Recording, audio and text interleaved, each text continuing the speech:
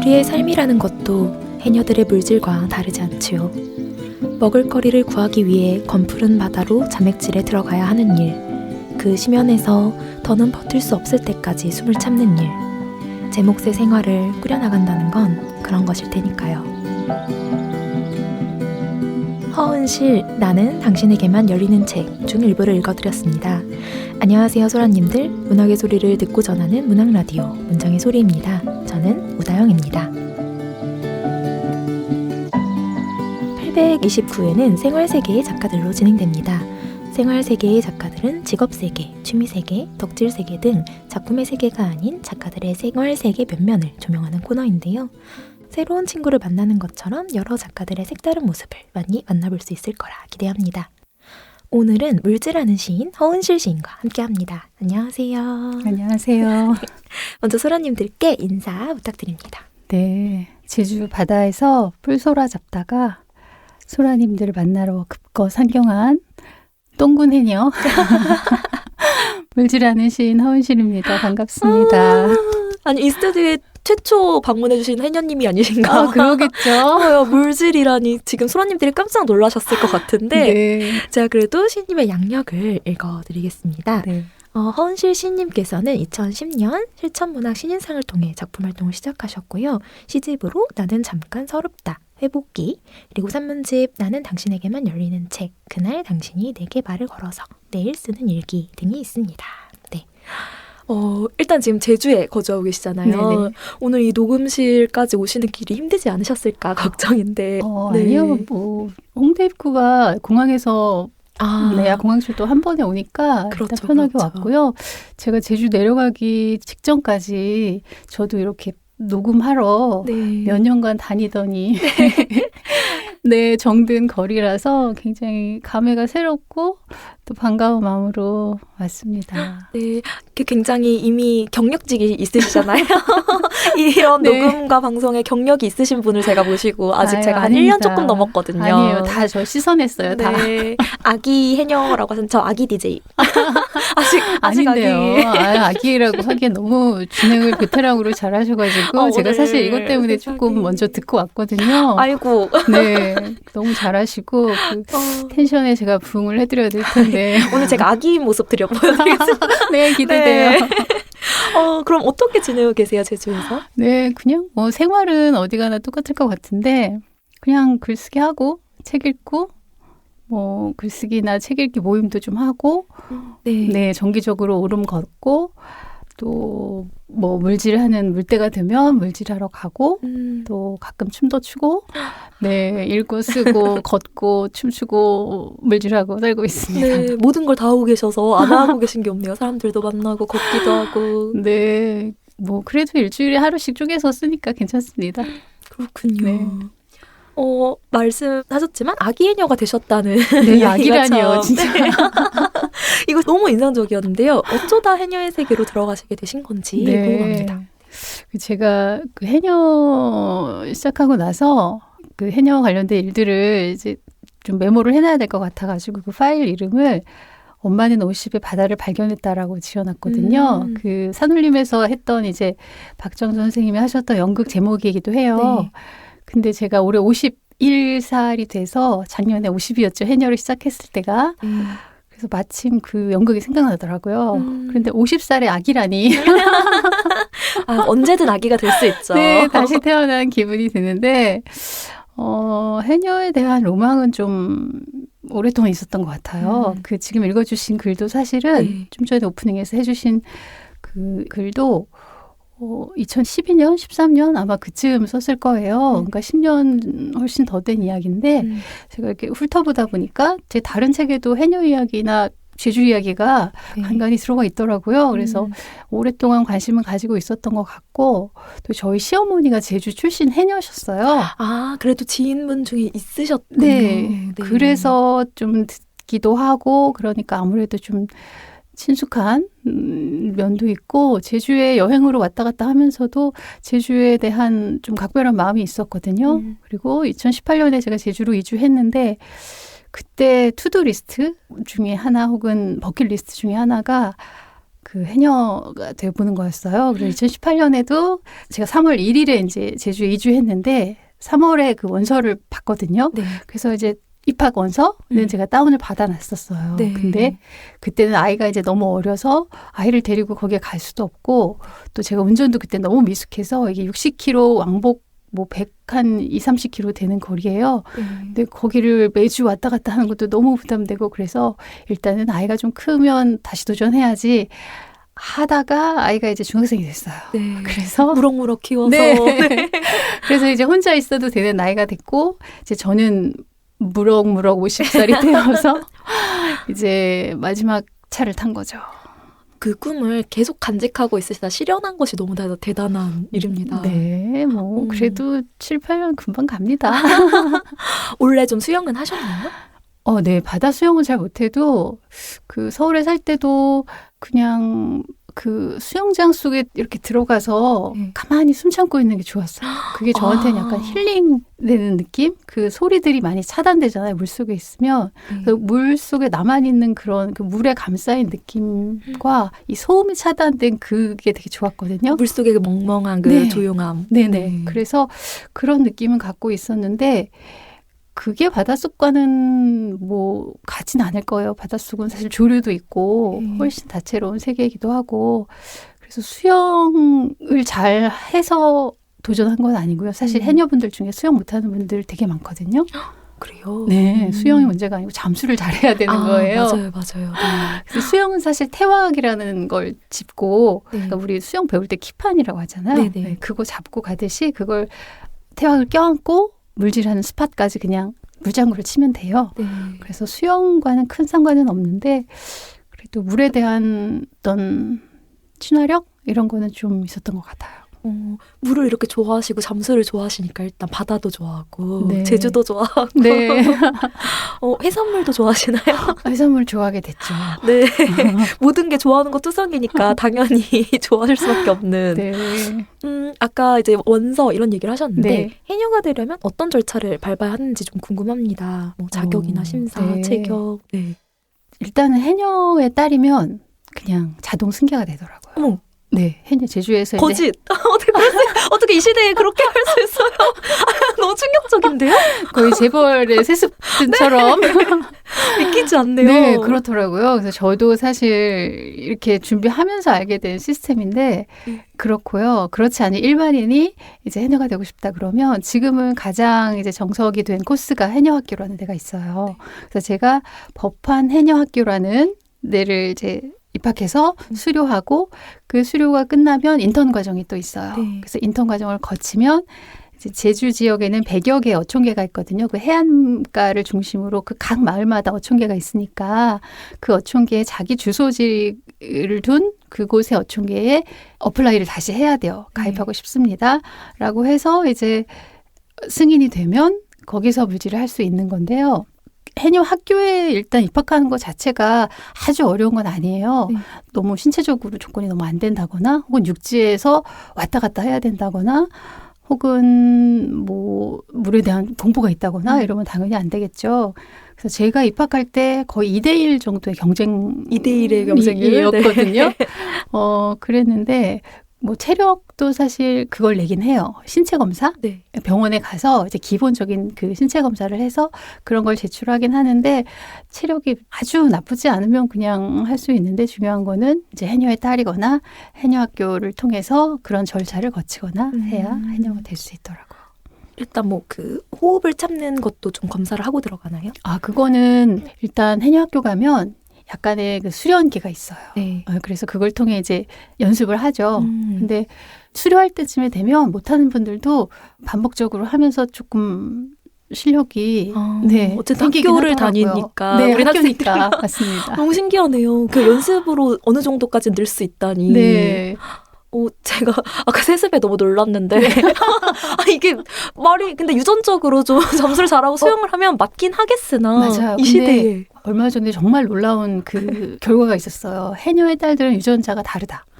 라는 게 실제로 기사로 나왔거든요.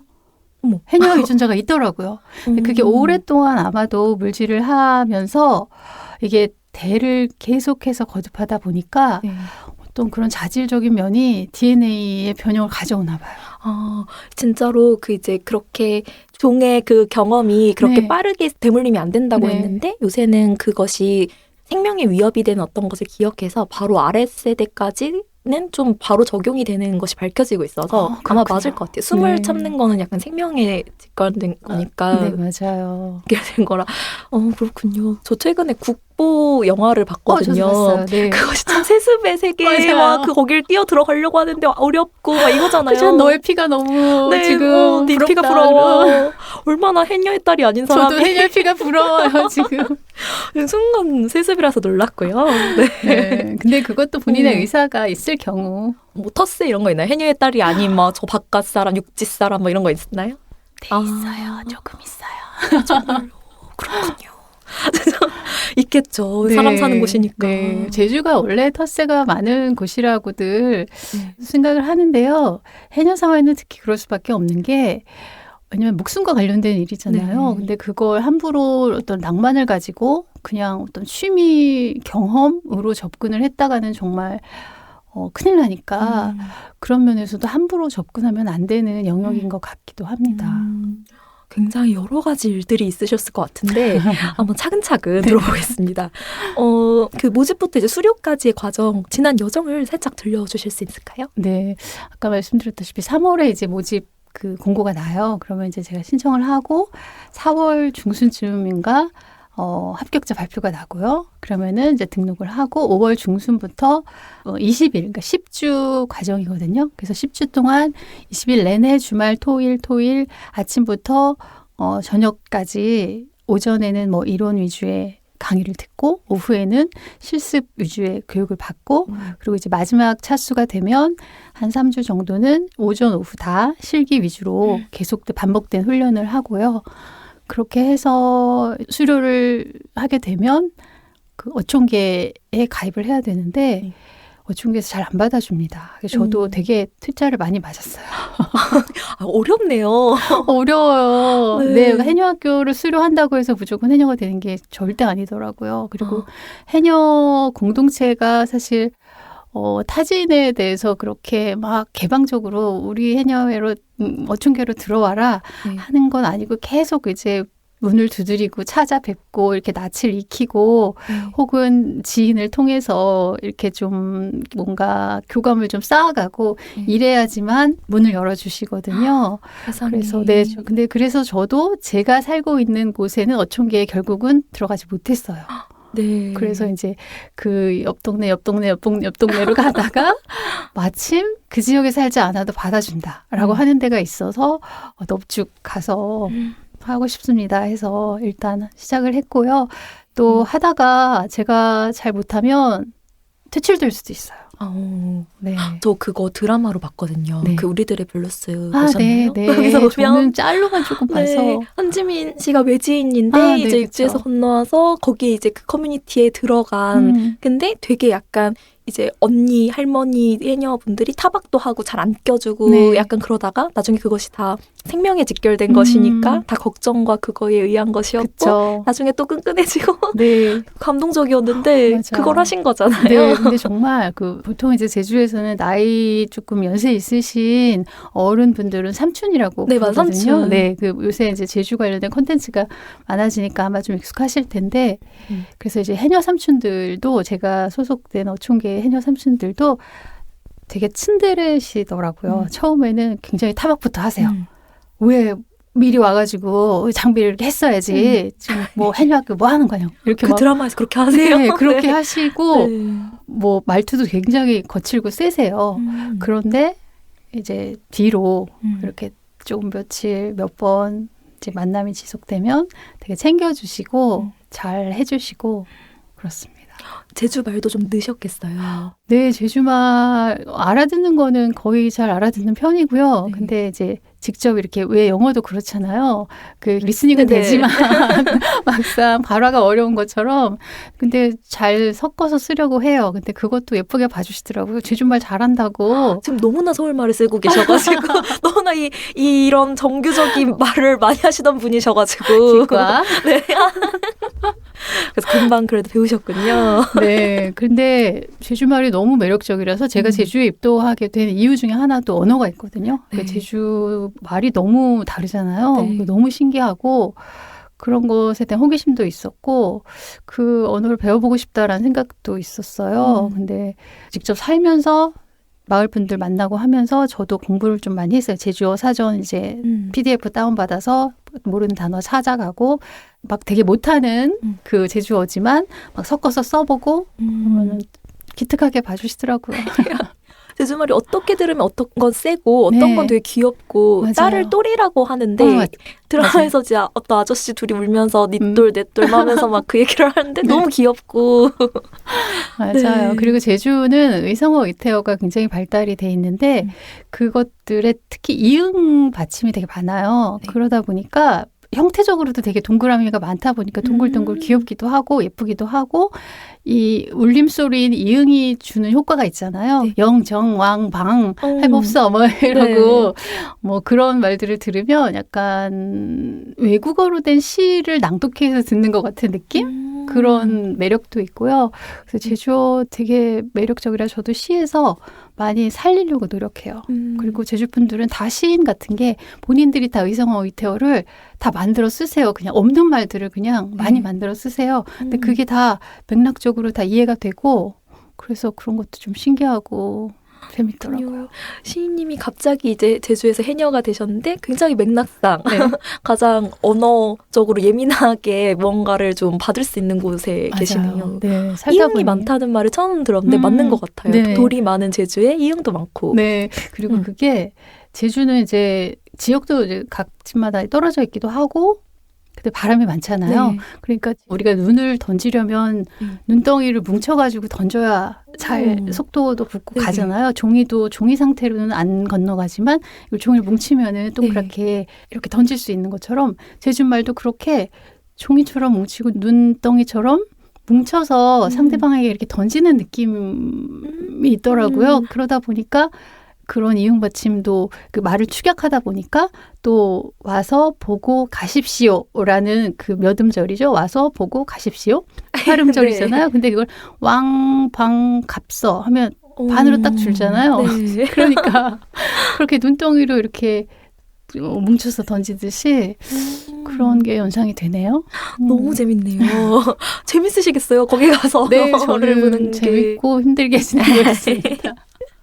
그렇다면 수업이 어떤지 조금 들어보고 싶은데 수업이 어떻게 구성이 되어 있나요? 일단은 제주 해녀에 관한 전반적인 것들을 다 배우는 것 같아요. 제주 해녀의 역사부터 배우고요. 역사. 네, 그리고 제주 해녀의 문화가 어떻게 변천이 되어 왔는지, 그리고 제주 해녀의 뭐 현황 이런 것도 배우고 이론적으로, 그리고 제주 해녀가 지금 어떻게 이제 진출을 해 있고, 그래서 이제 결국 올해 유네스코 지정 인류 무형문화유산 10주년인데 어떻게 해서 세계적으로도 가치를 인정받게 되었는지까지의 역사라든가 그런 해녀만이 가진 문화라든가 그런 것들도 좀 배우고요. 그다음에 이제 실질적으로 물질을 하기 위해 필요한 기술들도 일단 이론부터 먼저 배우거든요.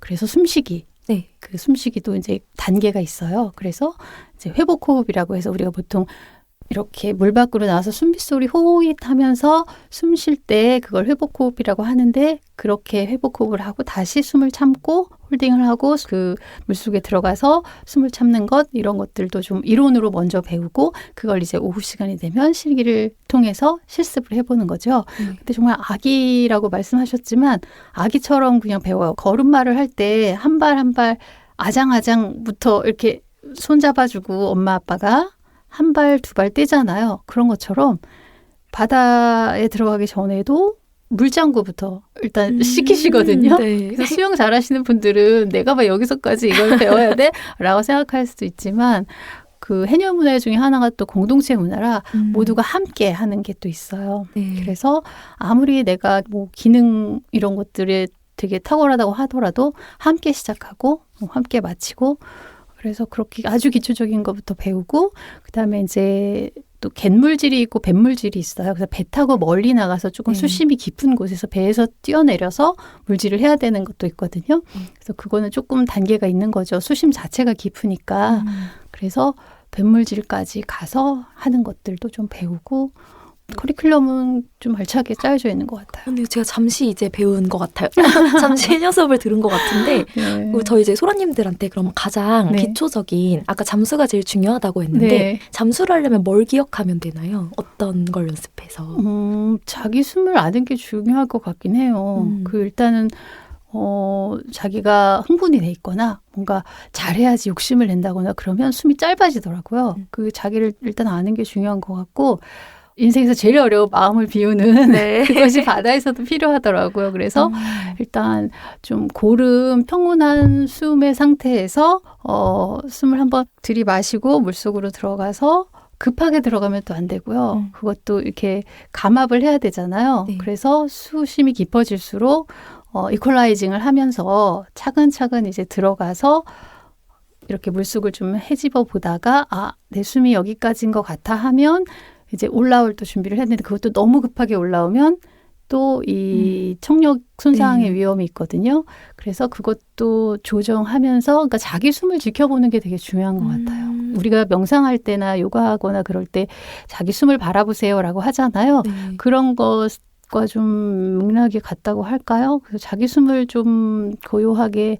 바라보고 그걸 알면서 내가 여기까지구나 더 욕심내지 말아야지 하고 올라오고 그런 게 중요한 것 같은데 네, 하다 보면 막 욕심이 생겨요. 더 있고 싶다. 네. 특히 어떤 분들이 몇 미터까지 내려가요? 그럼 몇 분 참을 수 있어요? 막 이렇게 물어보면 막 승부욕이 발동하고 네. 그런데 그게 그럴 일이 아니더라고요. 그래서 그 해녀 삼촌들이 해주시는 말씀 중에 네 숨량, 네 깜량, 네 몸량 하라 이렇게 해요. 그러니까 멋져. 너 숨만큼 네 몸이 되는 만큼 너의 깜량만큼만 해라. 그래서 그 자기 숨을 아는 게 중요한 것 같아요. 그렇네요. 물 밖에서는 우리가 볼 일이 없는 숨을 네. 좀 보게 되는. 네. 그렇습니다. 그렇다면 훈련 과정에서 좀 웃기는 일들도 많을 것 같은데 네. 재밌었던 기억나는 일화 몇 가지 네, 알려주시면. 이거 어떻게 2부, 3부 되나요? 그러니까 저희 최선을 다해서 빠르게 한번 부탁드립니다. 에피소드를 얘기하자면 너무 많아서 네. 일단 입학할 때가 제일 기억에 나는데요. 그 입학 원서를 내놓고 이제 기다려야 되는데 저는 이제 떨어질 거라고 생각했어요. 면접을 보고서 일단 난 안 됐구나 하고 너무나 큰 상심, 이제 더 도전할 수도 없는 나이인데라고 너무 큰 상심을 가지고 집에 돌아왔거든요. 그 이유가 면접을 보는데 일단 제가 지각을 했어요. 네. 그 면접 시간이 1시 10분에 정해져 있었는데 어떻게든 잘 보여야 돼. 어필을 하려고 집에서 이제 제가 해녀복을 가지고 있는 게 있거든요. 네. 그 4.3 피해 생존자 분께서 해녀분이 계셨어요. 그래서 네. 그분과 제가 작업하는 과정에서 그분이 더 이상 몰지를 못하게 되시면서 그분이 갖고 계신 그 물옷을 제가 네. 받았거든요. 그래서 언젠가 이걸 내가 네. 그럼 입고 하겠다라고 받아둔 걸 이제 몇 년 동안 갖고만 있었어요. 그래서 이걸 가지고 어필을 해야 되겠다라고 생각을 하고 그러면 아예 입고 가야지. 네. 어떻게? 라고 네. 집에서 일단 입어봤어요. 네. 근데 머리 하나 끼는 거, 팔 하나 끼는 게 너무 힘든 거예요. 그래서 이거를 혼자 낑낑거리다 진땀이 나서 그때가 막 더워질 때였거든요. 그래서 진땀이 나는데 안 되겠다. 그냥 가지고만 가야지 했는데 이미 이제 팔 한쪽이랑 머리 한쪽이 들어갔어요. 네. 근데 이제 이걸 벗지 못하겠는 거예요. 혹시 처음 입어보셨나요? 네, 갖고만 있어서 제가 입어볼 일은 없었던 거예요. 그거 약간 물을 좀 묻혀줘야 되지 않나요? 물을 좀 해야. 네, 그것도 요령이긴 한데 네. 단순히 물을 묻히는 게 또 아니더라고요. 다 요령이 있는데 그 요시타케 신스케 벗지 말 걸 그랬어라는 혹시 책 아세요? 그거 안 읽어봤어요. 네. 나중에 보시면 제 모습이 연상이 될 거예요. 근데 일단 벗지를 못하고 낑낑거리다가 안 되겠다, 늦겠다 하고서 이제 어떻게 머리카락 한 100개는 빠졌을 거예요. 벗다가. 네. 그래서 일단 그거를 막 챙겨가지고 이제 막 밟았죠. 왜냐면 집에서 1시간 15분 60km 넘는 거리니까. 네. 근데 가다가 보니까 이거 너무 아슬아슬하게 닿겠는 거예요. 근데 가는 중간에 또 전화가 왔어요. 네. 어디쯤 오고 계시나요? 그래서 제가 지금 딱 그 면접 시간에 닿을 수 있을 것 같아요. 근데 혹시 조금 빨리 오실 수 있냐는 거예요. 그래서 그건 어려운데 네. 그랬는데 마침 가는데 주차할 데가 또 없는 거예요. 그래서 막 서둘러서 대고 이제 2층 면접장으로 올라갔는데 혹시 밑에 주차하셨어요? 그러는 거예요. 그래서 네. 거기 주차하시면 안 되는데요. 어떡해요. 모든 것이. 네. 근데 제가 46번이었는데 46번부터 50번까지가 5명이 한꺼번에 면접을 봐요. 근데 제가 46번이니까 제가 와야 나머지 4분이 다 같이 보는 거예요. 근데 저 때문에 못 보는데 그래서 이제 뭐 얼굴 시뻘개지고 들어갔는데 숨 좀 고르시라고 전 다음에 그러면 질문 드릴까요? 아니에요. 괜찮아요. 저 네. 먼저 할게요. 그러고서 이제 질문을 받는데 대뜸 아니 나이도 많으신데 왜 해녀를 하시려고 하시냐. 아이고. 그 질문부터 근데 그 질문을 몇 번을 다른 분도 하시는 거예요. 그래서 이거는 좀 조짐이 안 좋은데? 라고 생각을 했는데, 그래서, 제가 주섬주섬에, 그건 뭐냐고, 그래서, 해녀 옷인데, 제가 이거를 올해는 꼭 입어보고 싶습니다. 라고 했는데, 마지막에 이제 면접 보고 가는 마지막 그 해녀학교 교장 선생님 멘트가, 그거는 버려야 되겠네? 이러시는 거예요. 그거는 떨어졌다는 얘기잖아. 쓸 일이 없다라는 뜻이잖아요. 제가 이걸 네. 입고 싶습니다라는 건 해녀가 되고 싶습니다라는 건데, 네. 그래서 그 말에 완전히 이제, 안 됐구나라고 생각하고 집에를 어떻게 왔는지 모르겠어요. 전기차를 탔는데 전기차 그 가까운 그 충전소도 못 찾아가지고 몇 번을 헤매면서 완전 패닉 상태에서 집에를 왔거든요. 그래서 이제 저희 딸도 엄마 왜 그래? 그래서 엄마 해녀학교 떨어졌어. 막 그러고서 이제 술을 먹었죠. 결론이 네. 그랬는데 그렇게, 다음날 그래서 제가 그걸 들어가 보지도 않았어요. 그 홈페이지에. 왜냐면 난 떨어졌을 거니까. 네. 그러다가 무슨 마음이 생겼는지 저녁 무렵에 한번 그냥 그래도 한번 들어가 봤거든요. 네. 근데 딱 헛땡실이 있는 거예요. 내 세상에 헛땡실이라는 이름이 그렇게 흔치 않을 텐데. 그래서 내가 46번이었나? 그래서 저는 이 수험 번호도 모르고 있다가 나인 것 같아. 그래서 합격이 돼서 너무 기뻐가지고 그날은 또 술을 네. 또 제 딸이 엄마 오늘은 어제랑 많이 다르다. 엄마 붙었대. 그러니까 뭐 떨어졌다며. 그래서 그렇게 됐어. 그렇게 해서 에피소드가 첫날부터 세상에 희노애락. 네, 정말 들었다 놨다 했던 해녀학교였고요. 그 교장 선생님의 말은 이제 네. 진짜 물질해야 되니까 약간 새 걸 써야 된다 뭐 이런 의미셨나 봐요. 그랬나 봐요. 네. 근데 그 당시 제 마음은 아니구나. 난 이제 50인데 더 지원도 못하는데 그런 마음이었죠. 그렇군요. 아니 너무 흥미진진한데 사실 이게 이제 새내기 인턴 네. 해녀 이렇게 불러볼 수 있을 것 같은데 네. 이것이 이제 수료 전과 실제 해녀의 일상이 좀 달라지는 게 있는지도 궁금합니다. 수료 전에는 그냥 이게 직업이 아니라는 마인드 자체가 다르니까요.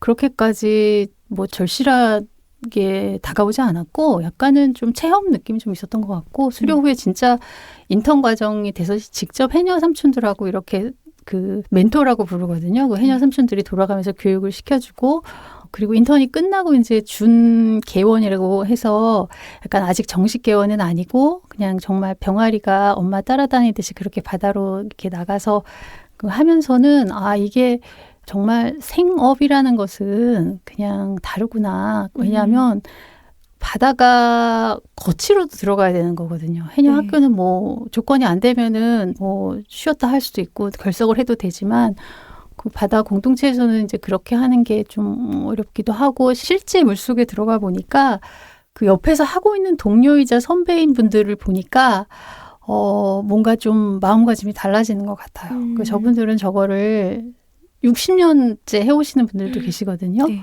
그래서 제가 제 가방에 대상군 은실이라고 이제 태화계 글씨를 써서 네. 달고 다니는데 나도 오랫동안 저분들처럼 돼야 되겠다. 제가 롤 모델로 삼고 있는 한 분이 계시거든요. 그래서 그분은 진짜 멋있으세요. 작살 들고 고기 쏘러 가시고 제가 첫날 17kg 뿔소라를 잡았는데 그분은 130kg를 잡으신 거예요. 130kg를 드실 수 있을 정도의 일단 그 정도의 근력과 네, 바다에서는 이제 들진 않고 이제 물로 밀고 오면 그걸 크레인으로 끌어올리거든요. 네. 그래서 정말 너무 멋있어, 개 멋있어, 막 이러고 나도 저렇게 될래라고 하는데 그럼 그분들하고 같이 바다에 있다라는 감각이 확실히 좀 학생일 때와는 다른 것 같아요. 완전 그 생업을 보는 것이니까. 그러면 그렇게 해서 그날 바로 값을 받고 파는 것일까요? 가지고 네. 나오자마자? 네, 그날 팔 때도 있고요. 수협에 이제 말하자면 납품을 하는 건데요. 그래서 바닷속에 잠깐 담궈 뒀다가 수협에서 이제 나오면 무게를 달아서 거기 전표에다 적고 그걸 이제 그에 해당하는 그걸 받죠. 혹은 그 다음 날이나 또 수거하러 오는 날이 있어요. 그러면 그 바닷속에 소라를 다 모아서 이렇게 잠겨두게 하거든요. 그러면 이제 그걸 며칠 동안 한 2일 동안 3일 동안 모아둔 걸 끌어올릴 때도 있어요. 그럼 그 양이 좀 되게 많잖아요. 그걸 볼 때는 좀 너무 숭고해지는 마음? 네, 그런 마음이 좀 들기도 하고, 네. 진짜 우리 삼촌들 너무 멋있다. 막 이런 생각 들고, 그래요. 그렇군요. 시 같아요. 그러니까 시의 값과 이 소라를 판 값이 어느 것이 더 잘 벌릴까요? 요새 시 한 편은 얼마죠? 글쎄요. 제가 소설가라 물가를 잘 모릅니다. 네, 비교하기는 어려운 영역 같습니다. 네. 담가놨다가 이제 2, 3일에 한꺼번에 건져 올리는 그런 것도 굉장히 시 갖고 무게를 달아. 네, 맞아요. 이제 한민복 네. 시인의 그런 시가 있잖아요. 시 한 번에 3,000원이면 네, 뭐 네. 허락 뭘 바가다 하고. 싶다가도 네, 뭐 제 수능에 국밥이 나왔었던 것 같은데 네. 제 수능 문제였던 것 맞아요. 같습니다. 국밥이 한 그릇이면 어쩐다 뭐 그런 시가 있잖아요. 네. 그런 것처럼. 좋습니다. 그렇다면 드라마 얘기 아까 제가 네. 우리들의 블루스 얘기했는데 폭삭수가 쓰다가 더 가까운 드라마잖아요. 최근에 방영한. 거기에서 이제 광래가 순병으로 고통받다가 이제 그것으로 죽게 되는데 이제 바다와 해녀의 세계가 좀 굉장히 터프하잖아요. 그래서 막상 이제 신님이 그곳에 가보시니 좀 두려우셨을 것도 같고 낭만이 있으실 것도 같은데 그 사이에서 어떤 일들이 좀 있으셨는지 궁금합니다. 낭만은 확실히 많이 줄었고요. 네. 제가 해녀 관련된 콘텐츠를 가지고 이제 시를 쓰고 있는 게 있는데 그때 제가 묘사해놓은 바닷속이 있어요. 해녀의 세계와. 근데 그걸 쓰면서 더욱 내가 그려놓은 이 세계로 빨리 들어가 보고 싶다라는 마음도 해녀를 도전하게 된 그 계기 중에 하나였거든요. 근데 그때는 제가 다큐멘터리나 이런 영화나 뭐 이런 걸로 저도 이미지를 제 머릿속에 심어놓은 게 있어서 그걸 상상하고 이제 바닷속에 들어갔는데 실제 바다는 그렇게 아름답지도 않고 왜냐면 이제 바다가 많이 죽었거든요. 그렇기도 하고 해녀들의 그 솟구쳐서 이렇게 딱 전사처럼 딱 걸어나오고 이런 모습이 실제 그렇기도 하지만 그렇지만도 않은 모습을 또 보게 되니까 얼마나 힘든지 네. 밥도 안 먹고 바다에서 5시간 동안 그 계속 들어갔다 나갔다를 한 400번 정도를 하거든요. 400번이요? 네, 그러니까 물속에 들어갔다가 나왔다 다시 들어가고 나왔다 다시 들어가고 그 자맥질하는 횟수가 네. 그런다고 해요. 뭐 저는 100번이나 할까요? 네. 그렇지만 그래서 그게 엄청 고된 일이고 또 저 같은 경우는 처음에 많이 토했어요.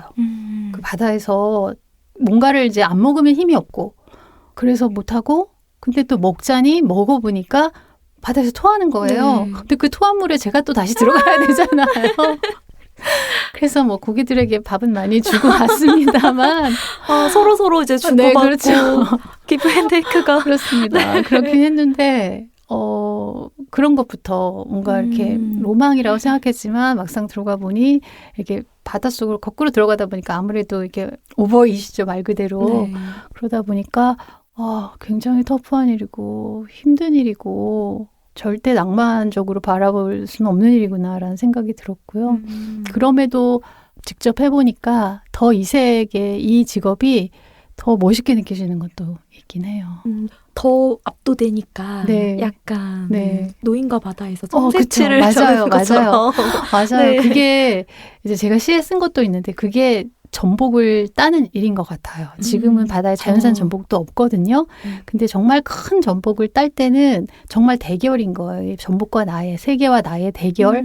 이런 걸 제가 시 속에 써놨어요. 네. 그래서 이걸 내가 해보고 싶은 건데 근데 전복이 없어요.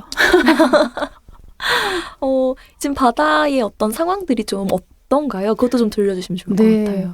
그러니까 그 낭만 중에 제일 많이 깨진 낭만이 바닷속 세계에 대한 낭만인데 그 석회화라고 하죠. 바다가 많이 네, 산호가 죽으면 맞아요. 산호가 죽고 그 다채로움이 없어지고 어떤 지역에는 거의 다 갈색으로만 다 죽어 있다거나 아니면 흰색으로 석회화돼서 이렇게 뭐 물풀들이 자라거나 이러지. 물풀이 일단 잘 자라야 그것들을 먹고 전복도 있고 뭐 뿔소라도 자라고 그러는데 일단 그 1차 기반이 되는 물풀들이 사라지고 그 물풀들이 이뤄내는 바다숲이 없어지고 그것들을 먹는 그 어패류나 이런 것들이 없어지고 그러니까 생태계가 완전히 깨지고 있는 느낌이 들고요. 그리고 또 예전 같지 않은 게 해녀분들도 많이 감소했어요. 2010년에 거의 5,000명 정도였는데 지금 2014년에 2,600명인가로 거의 절반 정도로 줄었고 해마다 한 200명씩 줄어든다고 해요. 그나마 남아 계신 분도 저희 어촌계 8명인데 저 빼고 8명인데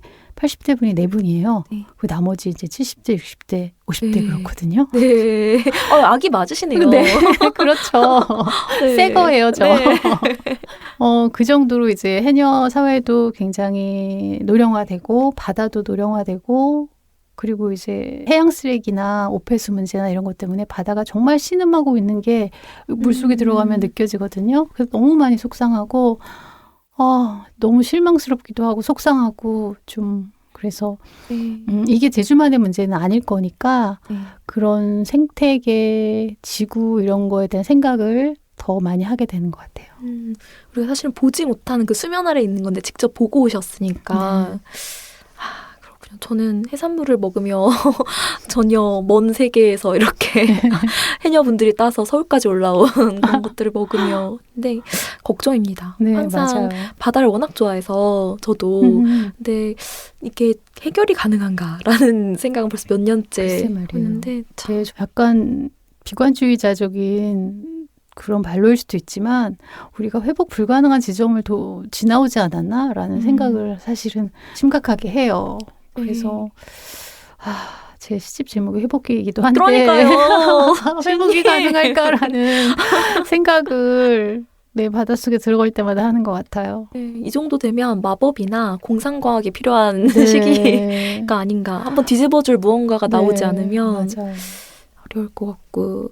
아까 그 올해 해녀가 유네스코 인류 무형문화유산으로 등재된 지 10주년이 됐다고 하셨는데 이제 세계가 인정한 해녀의 가치에 대해서 시인님이 좀 어떻게 생각하시는지 말씀해 주시면 좋을 것 같아요.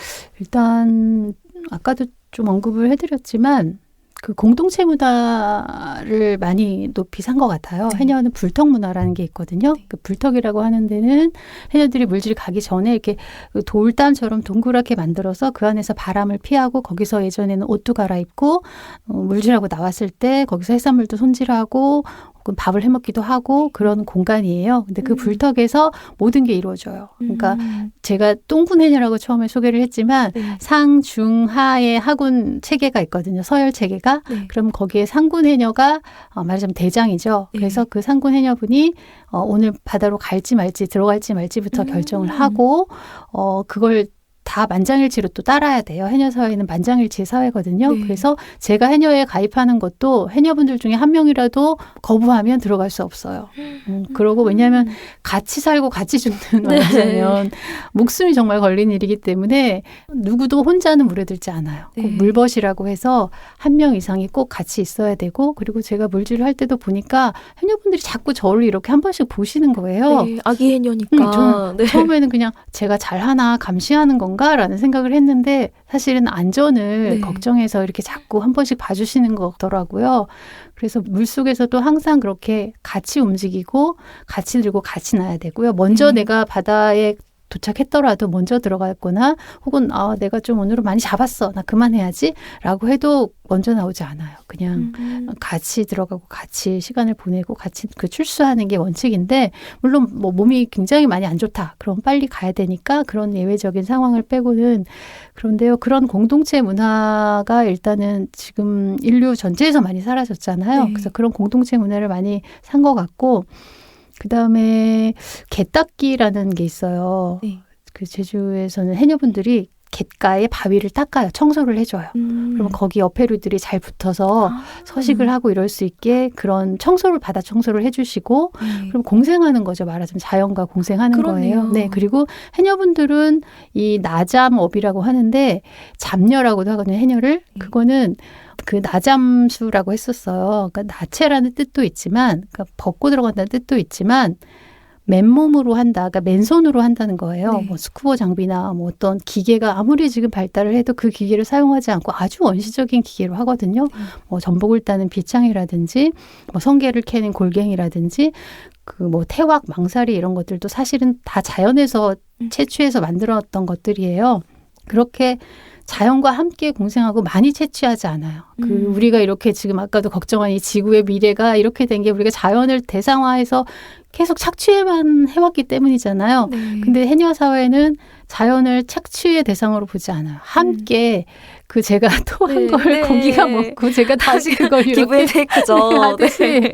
이 순환하는 생명 시스템 안에 있어요. 그걸 해녀분들이 너무 잘 아시니까 금체기가 또 있거든요. 그 기간에는 아이들이 산란을 하고 커야 되니까 이 기간엔 잡으면 안 되라고 네. 법적으로 정해진 기간이 또 있어요. 그래서 그걸 철저하게 지키고 그런 생명과 함께 공존하는 그런 생태적인 가치 이런 것들을 정말 인류가 점점 잃어가고 있는 가치인데 이걸 제주의 해녀사회가 아직도 잘 간직하고 있고 보존하고 있고 개성하고 있고 그런 것들이 좋고 또 제주에서는 신방이라고 하는 그 굿하시는 분들하고 해녀의 네네. 관계는 거의 어떤 정말 뗄 수 없는 그런 관계예요. 너무 믿으시더라고요. 그러니까 맞아요. 이게 생명과 직결되어 있기 때문에. 맞아요. 그렇기도 하고 그냥 처처에다 신이 있다고 생각을 하세요. 실제로. 바다에는 용왕신이 있고 거북도 신이고 바다신이 있고 그 나무에는 나무신이 있고 근데 그게 뭐 애니미즘이라고 할 수도 있겠지만 그렇게 그 생명을 존중하는 외경심을 가지고 존중하는 마음이 있기 때문에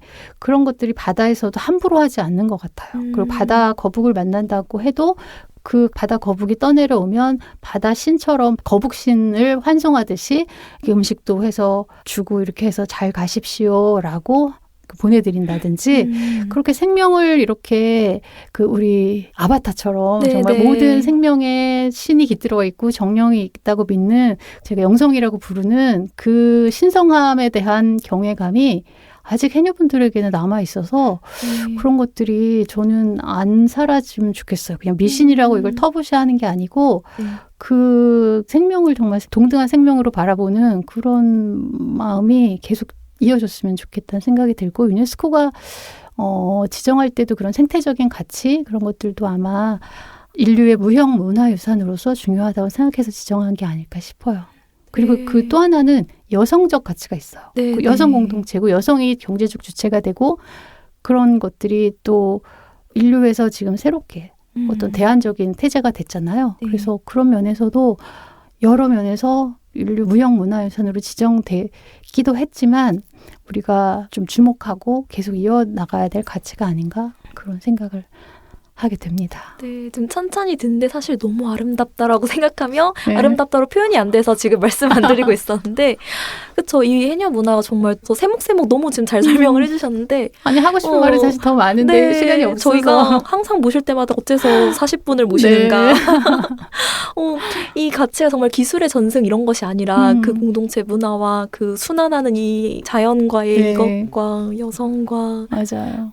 영성까지 네. 네. 정말 사실은 어떤 책으로 읽었을 때 다른 나라에도 이런 문화권을 몇 가지 알고 있거든요. 근데 정말 가까이에 해녀 문화가 그렇다는 생각을 네. 제가 못 해봤던 것 같아요. 네. 지금 소라님들도 아마 놀라시지 않았을까. 저희는 폭삭수가스를 떠올리며 해녀님들을 떠올렸는데 네. 그렇군요.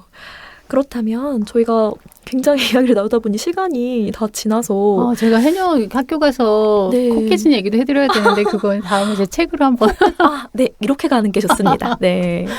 책에서 확인을 해주시고요. 사실 이제 뭐 시세계와 이런 것도 다 저희가 한번 여쭤보려고 하였는데, 그래도 한 가지 짚고 넘어가고 싶은 질문은 네. 물질 외에도 제주에서 새롭게 즐기게 된 취미가 춤과 오름가슴이라는 이 아름다운 언어. 오름가슴 네, 아름다운가요? 이야기도 한번 들어보고 싶습니다. 네, 춤은 서울에서도 조금 좋아했던 거라 네, 계속 배우고 있었는데요.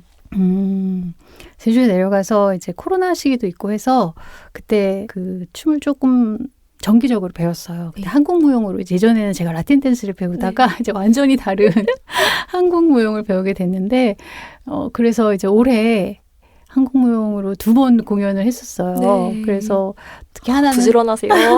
아니 그렇게 됐어요. 어떻게 하나는 4.3과 관련지어서 이제 약간 그 서사를 가진 공연이었고요. 하나는 그냥 정기 발표회처럼 한 그런 공연이었는데 근데 시쓰기가 저는 춤하고 제일 장르적으로 닮아 있는 것 같다는 생각이 들어서 그게 몸이 좀 친연성을 느끼는 것 같아요. 춤과.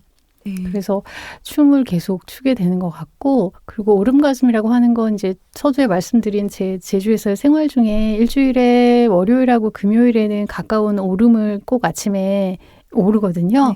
네. 거기 올라가는 게 제 도파민 분비 1순위인 것 같아요. 네. 그 오름에서 이제 올라가면 성산일출봉과 섭지코지와 저 우도와 뭐 종달리와 이렇게 한라산까지 다 보여요. 그럼 거기서 이제 커피를 가지고 가서 커피 한 잔 먹고, 네, 그 둘레길 좀 돌고 내려오는 게 제일 행복한 루틴 중에 하나인데, 그렇게 제주에 내려가서 산책하는데 그걸 오름으로 갈 수 있다라는 게 되게 행운처럼 느껴지더라고요. 그래서 오름가슴이라고 제가 오름에 네. 올라가서 느끼는 그런 행복감, 이런 걸 오름가슴이라고 표현해봤습니다. 적절하나? 함부로 어디 가서 말할 수는 없지만 네. 사실 물질도 하시고 물에도 들어가시고 걷기도 하시고 하셔서 그런지 정말 지금 피부가 좋으세요. 아, 그래요? 이거 개기름이라고 하는데? 아니 너무너무 맑고 투명하세요 지금. 그래서 그래요? 제주 생활 그것도 막 신선한 거 드실 거잖아요. 네, 그렇죠. 아무래도. 이렇게 그 제주 생활이 제주 몸에 막걸리 좋다. 덕입니다. 네, 술과 함께하는 네. 희노애락도 있었고요. 그렇다면 저희가 낭독도 한번 청해 듣고 싶은데 네. 한번 어떤 부분을 읽어주실까요? 사실 고민을 했는데요. 아까 그 오프닝으로 읽어주셨던 걸 마저 전문을 읽을까 하다가 네. 제가 아까 그 해녀분의 해녀복을 받고 그 물옷을 받고 그걸 가지고 입다가 실패하고 어필을 하러 네. 가져갔다 했잖아요. 근데 그거 주신 해녀분이자 4.3 그 피해 생존자이자 후유 장애인이신 분이 제가 이제 해녀 대구에서 전화 드렸거든요. 저 사실 해녀 학교 나와서 해녀 됐어요. 그러니까 아우 잘했다고 네. 그러면서 이제 언제 한번 오라고 가르쳐 주겠다고 그러면서 그냥 욕심 안 내고 하려고요 라고 하니까 네. 하지만 해녀는 욕심도 있어야 돼요 라고 하는 거예요. 근데 제가 그 말을 듣고 욕심을 내되 욕심을 부리지 말아야 되겠다. 네. 그러니까 물속에 있는 걸 내가 가져와야지라는 욕심이 없으면 사실 수입이 없죠. 네. 그렇지만 너무 욕심을 부리면 내 목숨하고 바꾸게 되는 거니까 그래서 해녀들은 이제 그 저승에 가서 벌어서 이승에서 쓴다라는 말이 있거든요. 그만큼 네. 그 생명의 위협을 받으면서 하는 건데 욕심 부리지 말되 그래도 욕심은 내보자. 그래도 욕심을 내보자 하셔서 대상군 허언실 쓰신 건가요? 맞습니다.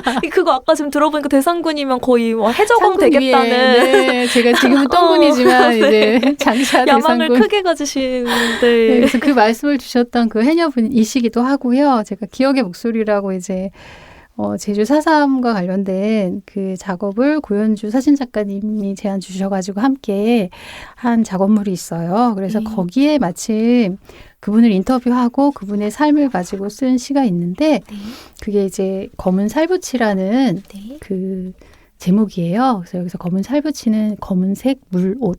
해녀복을 의미하는 거고요. 여기에 제가 아까도 말씀드렸다시피 제주어를 많이 살려서 요즘 시를 쓰고 있는데 그래서 조금 모르는 단어들이 등장을 할 거예요. 일단, 제가 한번 예측을 하며 들어보겠습니다. 네. 좋아요. 네. 그럼 일단 검은 살붙이라는 작품을 한번 읽어보겠습니다. 검은 살붙이 눈이 내린다 잿빛 바다에 바닥은 내 너분 숭이 바다에만 들면 다 잊어져 차운 눈발도 시린 발도 등에 박힌 총알도 눈이 왔는데 맨발인데 섣달 차디찬 눈밭인데 흰눈에 뿌려지던 피부치 붉은 꽃인데 양말을 겹쳐 신어도 서리처럼 아직 시린 발바닥인데 칼날처럼 발목에는 한기인데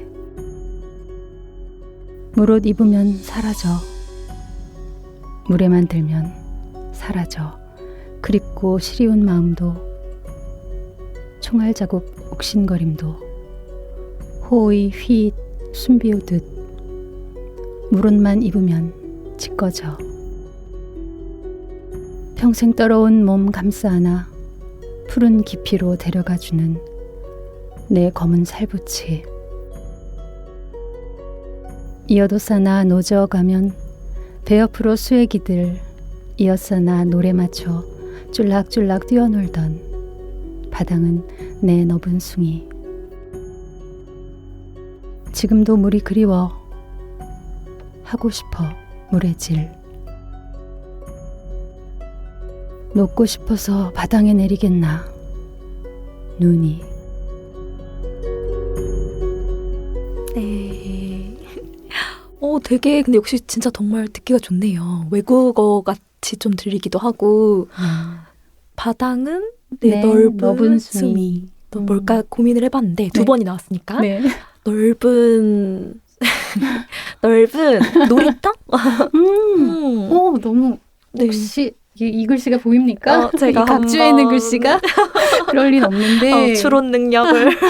맞아요. 비슷해요. 바당은 네. 뭐 바다라는 거 짐작하실 거고 너분숭이는 사실 북촌에 있는 그 제주 북촌이 제주 4.3 사건에서 가장 처참한 학살의 그런 고장이거든요. 네. 거기를 너분숭이라고 하는 곳이 있는데 실제 지명이기도 한데 너분숭이란 뜻이 넓은 쉼터 이런 뜻이라고 해요. 근데 그분이 너분숭이에서 실제 가족들 7명 중에 4분을 잃으시기도 하셨고 본인도 총을 맞으셨지만 그래서 지명이기도 하지만 이분은 또 해녀셨으니까 바당이 넓은 쉼터이기도 한 거죠. 그래서 바닷속에 들어가면 그런 상처의 아픔도 잊어진대요. 그리고 밖에서는 이렇게 막 관절염이니 어디 뭐 쑤시고 막 이러다가도 바다에 들어가면 멀쩡하시다는 거예요. 근데 네. 또 나오면 너무 아프고 그래서 그런 것들을 담아봤고요. 그러면 하나만 더. 네.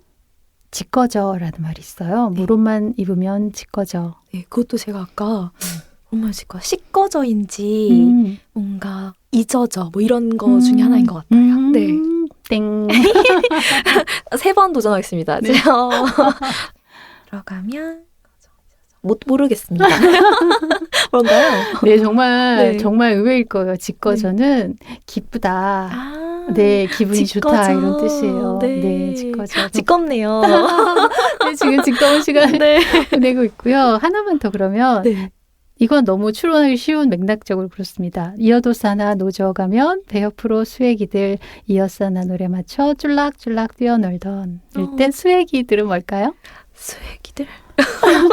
수액이들?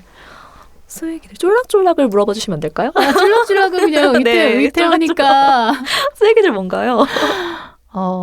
돌고래입니다. 그렇구나. 네, 네.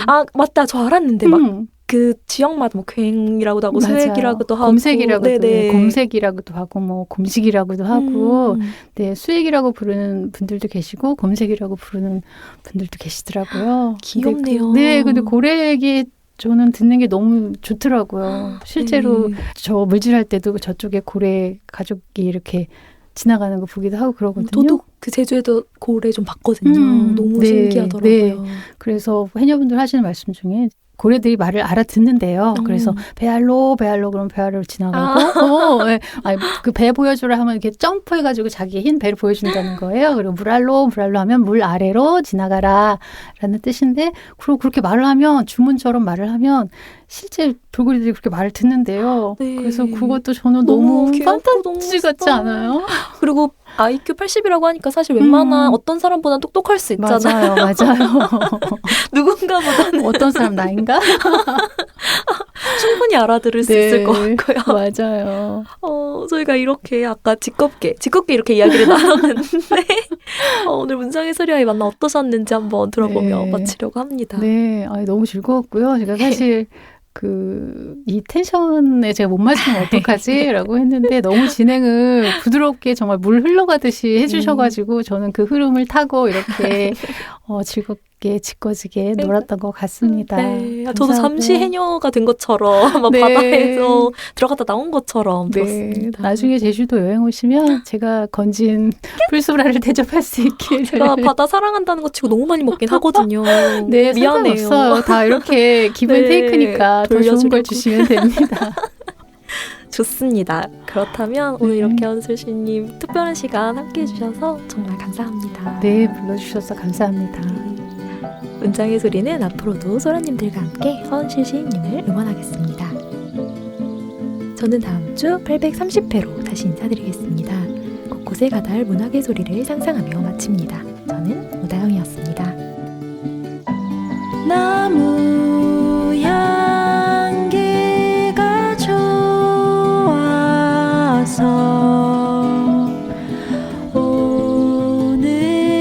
오늘도 연필을 들어서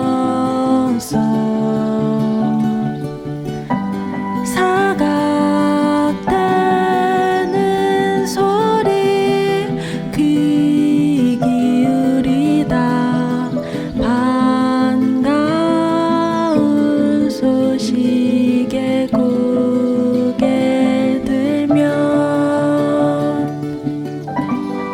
문학 라디오 문장의 소리